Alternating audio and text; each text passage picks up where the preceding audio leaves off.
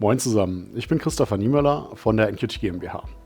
In diesem Video zeigen wir euch unsere neue Ethernet-Extension, die ihr mit unserem Netztester 2 Metering Edition verwenden könnt.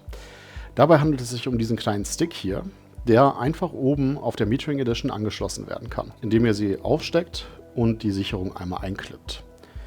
Dann könnt ihr das Netzwerkkabel einfach einstecken und ihr hört auch da den kleinen Clip, dass das Kabel wirklich gesetzt ist.